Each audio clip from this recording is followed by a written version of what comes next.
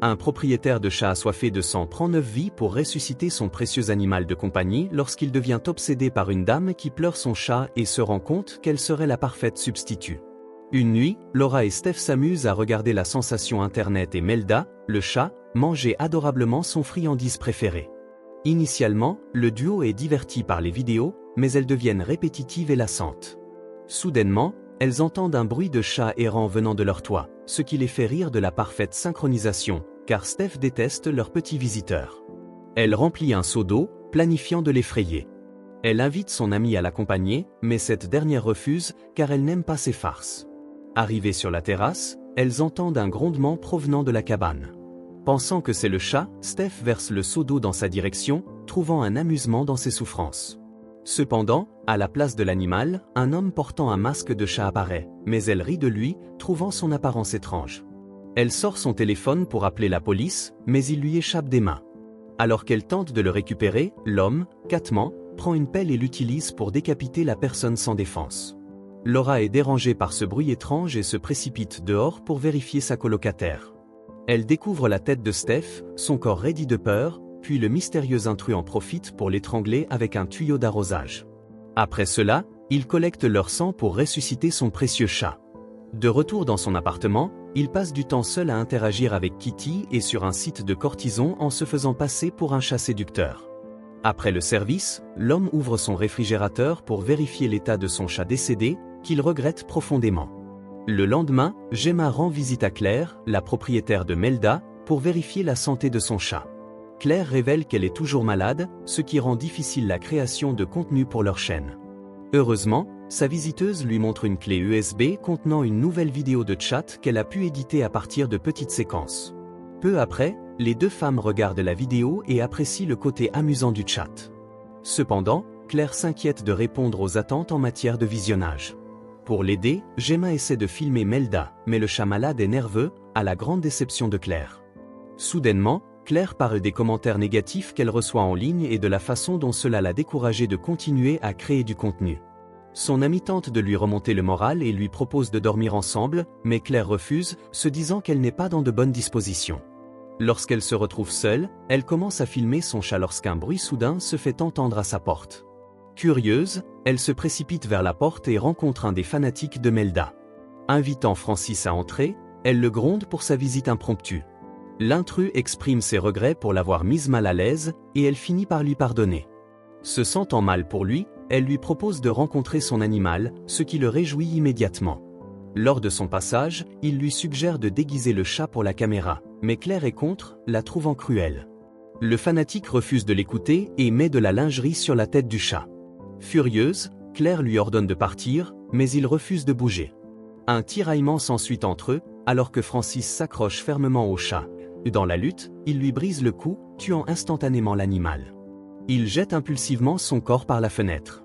Submergé par la culpabilité, voyant la détresse de la propriétaire, il tente de la consoler, mais elle le repousse. Soudain, l'homme profite de la situation, alors que la caméra continue à filmer. Après cela, il se précipite à l'arrêt de bus pour fuir, sans savoir qu'il a laissé la caméra sur le banc, risquant la réputation de Claire. Pendant ce temps, Catman, alias Ted Henson, visite Will pour vérifier l'avancée de son projet.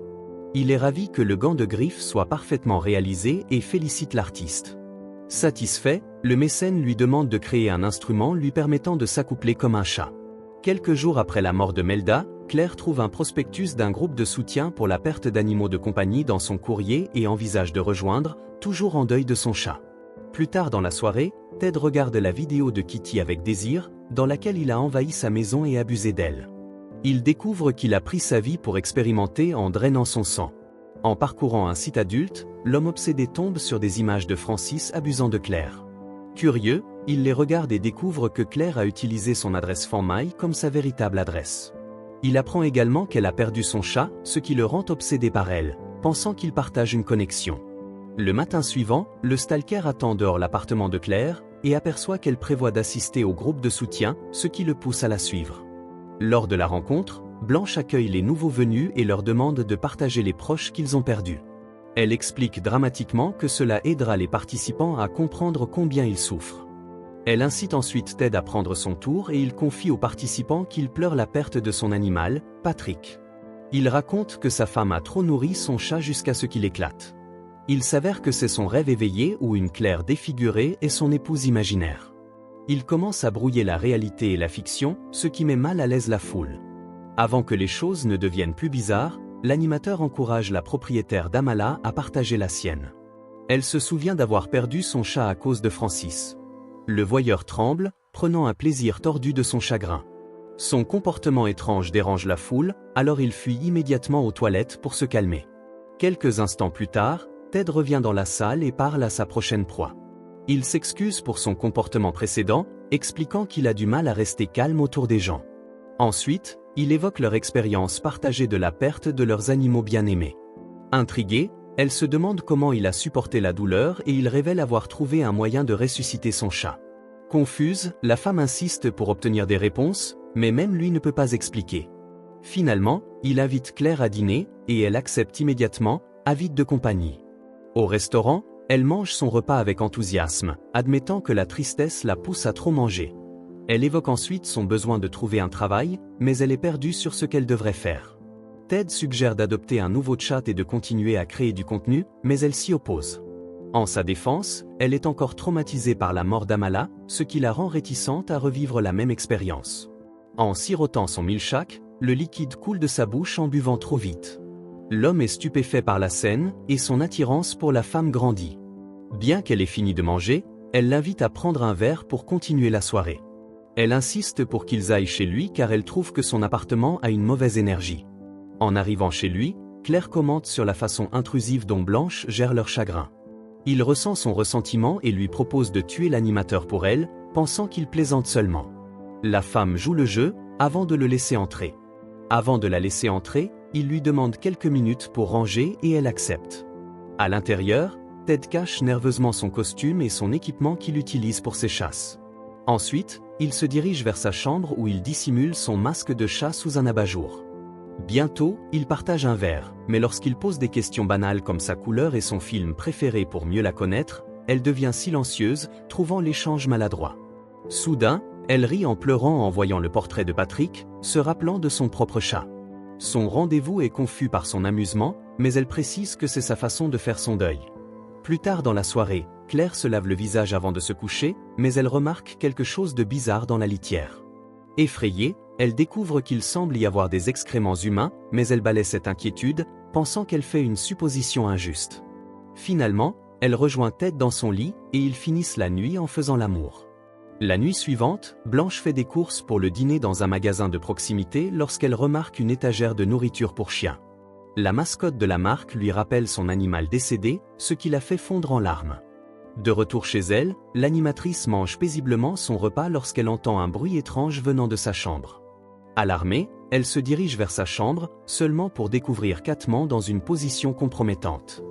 Dégoûtée et horrifiée, elle tente de fuir, mais il la rattrape rapidement. Maintenant que la femme est sous son contrôle, l'intrus met fin à sa vie, comme il l'avait promis à Claire. Il récolte ensuite son sang, un ingrédient essentiel pour son expérience. Le matin suivant, le prédateur conduit dans une zone isolée et laisse les restes de Blanche près des égouts. Le même jour, la propriétaire d'Elda rend hommage à son hôtel tout en écoutant la radio. Elle apprend aux infos que le mystérieux tueur a frappé à nouveau, car les autorités ont trouvé des restes de femmes. Comme elle est occupée à nettoyer sa litière, elle manque d'autres détails concernant l'affaire. À l'extérieur, Claire rencontre un groupe de jeunes se moquant du lieu de passage d'Elda. Enragée, elle tente de leur faire des reproches, mais ils ne réagissent pas à sa présence. L'un d'eux la reconnaît grâce à sa vidéo sensible, alors il commence à la filmer pour l'embarrasser. En réalisant ce qu'il veut faire, la pauvre femme court vers son appartement, incapable de supporter la honte. Elle vérifie ensuite Internet et trouve des utilisateurs exploitant sa vulnérabilité avec des vidéos réactions à ces images divulguées. Avec sa réputation ternie, elle ne peut que pleurer de désespoir. Pendant ce temps, Ted regarde les vidéos enregistrées de Patrick chez lui, se remémorant les bons moments passés avec lui. Déterminé à le ressusciter, il se rend dans une auberge proche pour traquer des voyageurs imprudents. À sa grande surprise, le hall a été transformé en fête, où une mer de gens dansent au son de la musique forte. Le tueur se faufile à travers la foule, bien que son apparence détonne à cause de sa tenue. Il réussit à localiser le dortoir de l'autre côté de la pièce, alors il s'y précipite avec enthousiasme. Là, il trouve 4 femmes sans défense, qu'il pense être les candidates parfaites pour sa chasse, l'incitant à les terroriser. Le lendemain, Claire apprend aux infos que 4 femmes ont été retrouvées sans vie dans l'auberge voisine. D'après les témoins, ils ont vu un homme bizarre portant une chemise rouge et un masque de chat. En entendant cela, elle se souvient avoir vu le même masque dans la chambre de Ted lors de leur nuit ensemble. Elle vomit, dégoûtée et trahie, incapable de comprendre que l'homme qu'elle a rencontré est en réalité le tueur en série. Plus tard, l'homme est ravi de découvrir qu'il a collecté 8 contenants de sang de ses proies, avec seulement une cible restante. Il procède à récupérer le corps de Patrick et à le tremper dans le tambour de sang, lui donnant un avant-goût de sa résurrection imminente. Cette nuit-là, Ted rêve de confesser sa vie secrète de tueur à Claire. À son grand désarroi, la femme est repoussée par sa méchanceté, ce qui le réveille en sursaut. En peu de temps, le tueur se dirige vers sa dernière chasse impliquant Sylvia, une Cason désespérée, pensant qu'il ne cherche que son corps. Elle monte dans sa voiture et lui demande ses intentions. Inexpérimenté dans l'art de draguer, il se demande s'il peut obtenir tout ce qu'il veut. Elle commence à se sentir mal à l'aise dans leur échange, alors elle tente de partir, mais il l'arrête et lui propose de lui payer une grosse somme d'argent. Elle cède, étant en grand besoin d'argent. Ted informe Sylvia qu'il veut essayer quelque chose de différent avec elle. Bien qu'elle soit suspicieuse à son égard, elle accepte sa demande, étant à sa merci. Il grimpe alors sur son dos et elle le porte jusqu'à la cuisine, la humiliant. Une fois arrivé à destination, le patron lui ordonne de rester en place avant d'éteindre les lumières. Lorsque la lumière revient, Catman apparaît et saute du réfrigérateur, écrasant la pauvre femme. Terrifiée, elle tente de fuir, mais sa blessure l'empêche d'échapper à son sort. Malheureusement pour elle, le tueur profite de cette occasion pour mettre fin à sa vie. Pendant ce temps, CLA, anxieuse, contacte Gemma et lui informe qu'elle a couché avec le mystérieux tueur. Initialement, son amie refuse de la croire, pensant qu'elle plaisante. Offensée par son accusation, CLA insiste sur le fait qu'elle craint pour sa sécurité. Cependant, Gemma, n'ayant aucune raison de s'impliquer, lui conseille de simplement appeler la police. CLA suit son conseil, mais insiste pour qu'elle l'accompagne, car elle se sent en insécurité. Finalement, son amie accepte de venir, bien qu'elle soit toujours contrariée par cette pression.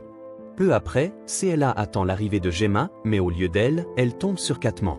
Horrifiée, elle tente de fuir, mais l'homme se précipite sur elle, la maîtrisant.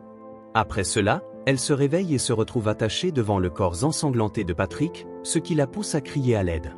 Indifférent, Ted s'approche d'elle et lui demande jusqu'où elle irait pour ramener Amelda. Elle nie être intéressée par un tel acte, estimant que c'est une cause perdue. Il ne tue pas les femmes pour Patrick, mais pour satisfaire son esprit tordu et malade. L'homme nie vigoureusement son accusation et insiste sur le fait que son analyse est incorrecte. Pour achever la résurrection de son chat, il lui fixe un tube nourrisseur dans la bouche, prévoyant de la transformer en la porteuse de Patrick. Il lui donne le sang de ses proies et lui crie dessus comme un chat en détresse. Avec son visage près du sien, CLA lui donne un coup de tête, le déséquilibrant. Alors qu'il tente de se ressaisir, sa captive se dirige vers le gant griffu et l'utilise pour se libérer. Voyant cela, Ted tente de la maîtriser, mais elle le frappe avec le gant, le prenant par surprise. Il continue de foncer vers elle, mais il subit une blessure fatale au cou. Pensant qu'il n'a plus de temps, il attrape le corps de son chat décédé et fuit hors de son appartement. Maintenant seule, la femme fait une crise de panique jusqu'à perdre connaissance. Cette nuit-là, Gemma arrive enfin à l'appartement, mais elle est choquée de la trouver dans un état préoccupant. La peau de son amie est devenue pourrie et elle est enceinte. Peu après, le médecin vérifie ses signes vitaux et lui demande si elle a été exposée à des bactéries étrangères. Elle nie cela, affirmant que cela vient du moment où elle a été abusée, ce qui l'a conduit à être admise dans un hôpital psychiatrique.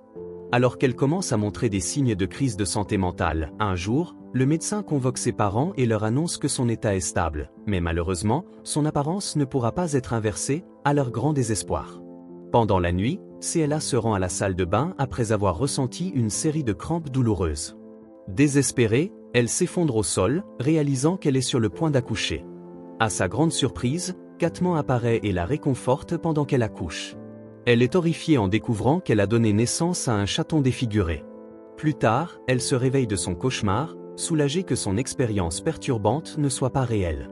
CLA se dirige ensuite vers sa salle de bain pour se rafraîchir, mais elle commence à halluciner sur la présence de Ted.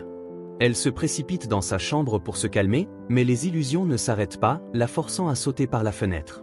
Une foule se rassemble bientôt autour de la femme impuissante, et tandis que certains sont sincèrement préoccupés, d'autres filment sa souffrance au lieu de l'aider. Pendant ce temps, à l'intérieur de la maison du sinistre homme, il convulse et est au bord de la mort.